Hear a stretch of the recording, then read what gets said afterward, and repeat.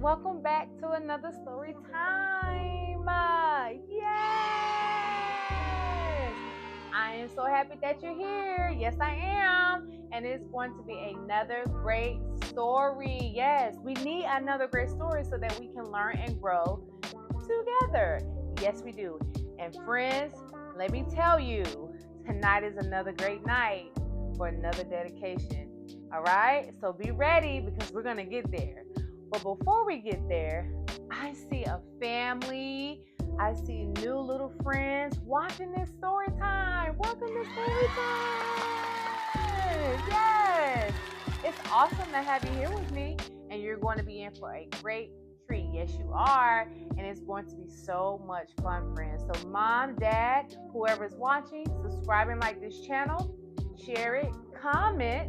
Let me know what stories you want me to read so that I can join in with certain things that you guys like, okay? But remember, whenever Miss Shay reads a story, she has to browse and she has to make sure that it gives us what?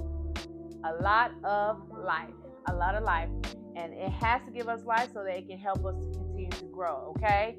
Now, new friends and all my other friends, let's get ready to get into our song. Now, this song is called I'm Back, okay? Fun. Spread out, do your dance moves, because we're about to have some fun, okay? You ready? Here we go. 1, 2, 3. I'm back with another story. I'm back with another story. I'm back. I'm back.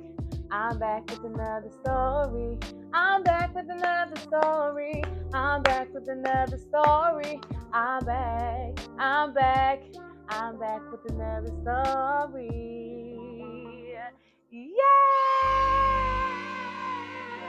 Yes! I hope that you like that song because that's the song that gets us riled up and our brain going so that we can be excited for the story, okay? Now, let's get into our drum roll and then we get to, know who the dedication is for tonight, right? I know you guys see this little crown. It's for a special cause and you're going to find out. All right. So let's do our drum roll. You ready?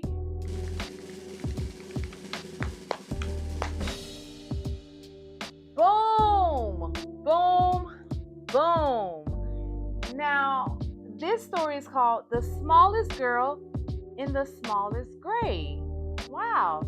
So if you notice, all of these friends are tall, and then here we go, our little small friend right there. I did do some browsing, friends, and I believe this book is going to really show us some things, give us morals, and help us to understand how we should be when we're at school and how much being kind goes a long way. I'm just assuming because I didn't read the entire thing, but I did see some things that stood out to me, and we're going to find that out in a minute, okay?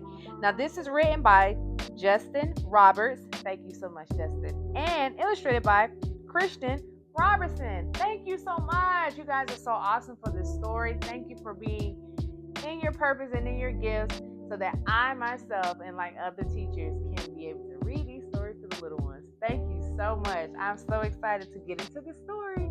But first, guys, this is another special dedication to a very, very sweet little girl. Very sweet little girl. Now, I'm very, very, in tune with a lot of children that I see and everything. But she has an awesome mom. Her mom is she's awesome. She's just a great mom. She's beautiful. And she's expecting another bundle of joy soon. And I'm so excited to see him when he gets here. And what else can I say? She has a great dad. She has a great dad. And altogether, her parents are so awesome. And I just love her personality. She is a firm believer in her faith. She loves Jesus. And I'm so excited to see how much she's going to continue to grow as time goes on. This is her first year of kindergarten, and she's doing so great.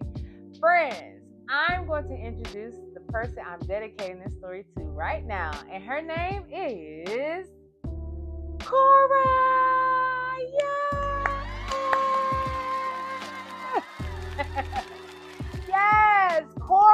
Yes, mommy has told me some things about you, which is why I had to put on my girly. I had to put on more of my girly vibes because, pink is your favorite color. So I had to wear my pink. And you like ballet. That is so awesome to me. I'm going to have something on the screen that's going to help symbolize who I'm dedicating this book to, which is the pretty girl Cora. And I'm going to make sure that I, give all the credit to her parents and all the credit to the village that surrounds her parents, that helped her to be just the person that she is. So, Cora, I hope you enjoy this story, my love, because it's going to be lots of glitter, lots of pink, and it's going to be as fun as we make it to be. Yes, okay? Now, let's get into the story because that's what we're waiting for, right? Cora, scoot in. Get cozy with mommy and daddy so that you can be excited about this story, okay? Oh, did I mention that Cora is going to be experiencing being a big sister? She has a big sister, and now she's about to be a big sister herself. Isn't that cool? That's going to be exciting. That's going to be so exciting. And we're ready for it. All right. Let's see. All right, I'm going to scoot in a little bit. You ready? Here we go. It says, hardly anyone noticed Sally McCabe. I'm getting it wrong, friends, but I'm going to get it right. She was the smallest girl in the smallest grade. Sure, her name could be heard in the daily roll call, and she marched with her books down the same school hall, but hardly anyone noticed young Sally McCabe. And they certainly didn't know, or at least didn't mention, that Sally was paying super extra special attention. To the abandoned kite with the tangled string, to the 27 keys on the janitor's ring, to the leaves as they turned green, to gold in the fall, to the time Tommy Torino was tripped in the hall. Wow, she pays attention to a lot. She watched as the wildflowers tipped toward the light and heard the howl of a hound dog late one night. She was there when the stray cats were normally conducted a meeting in the church parking lot. Wow, she's just a lifesaver, isn't she? She saw Kevin McEwen get pushed off a slide and the oncoming tears that he wanted to hide. And she will never forget the parent-teacher day when Billy's much larger father suddenly dragged him away. Aww. But through all the mean words and all the cold stares, no one even noticed that Sally was there. And they certainly didn't know, or at least didn't mention, that Sally was paying super extra special attention. She's seen how a whisper could make someone cower like a bulldozer crushing through fields of wildflowers. And it kept piling up, this discarded debris, those beautiful kites tangled in trees. So on February 3rd at 11:29, Sally stepped straight out of the lunchroom line. She said, "I'm tired of seeing this terrible stuff. Stop hurting each other. That is enough." Now, a few laughed out loud or didn't care that there was some girl with her hand in the air. But then something super extra special happened that day as Howard O. Henry suddenly set down his tray. Let's see what's going to happen, friends. I'm feeling this. Like waves rolling in, one after another. First Molly rose up, then Michael's twin brother. It was Tyrone and Terrence, then Amanda and Paul, who pushed out their chairs and stretched their arms tall. From the friendly lunch lady with the dishes she carted, to the new third grade teacher who had only recently started. Yes, everyone there, even Principal Claire, had joined little Sally with their fingers in the air. Fingers up, friends. And though hound dogs were destined to howl at night, and most stray cat meetings would end up as fights, and kites would continue to get stuck in trees, they all felt for a moment like the janitor's keys, fastened together with a heavy steel ring that held all the secrets to unlock everything. This is good. As the world returned to the way that it was, Sally noticed the difference as she usually does when Billy paused briefly to open the door for Mrs. O'Connell and 17 more, or when Molly scooched over to make some space on the coral riser for Ellen and Grace. These moments that often get taken for granted, a wildflower appearing that no one had planted. Wow. The swing soon resumed their rhythm and sway, and day turned to night and night turned to day. People remembered and would quite often mention that Sally had been paying super extra special attention, and how the world could transform and change could be made by the smallest girl in the smallest grade. The end. Wow, that was so good, friends. That was so good. That was good. Cora, did you enjoy this story? And you know what? This story reminded me of a lot of my little friends that I work with at work and in the classroom, and how they are. But this specifically reminded me of Cora, not because she's,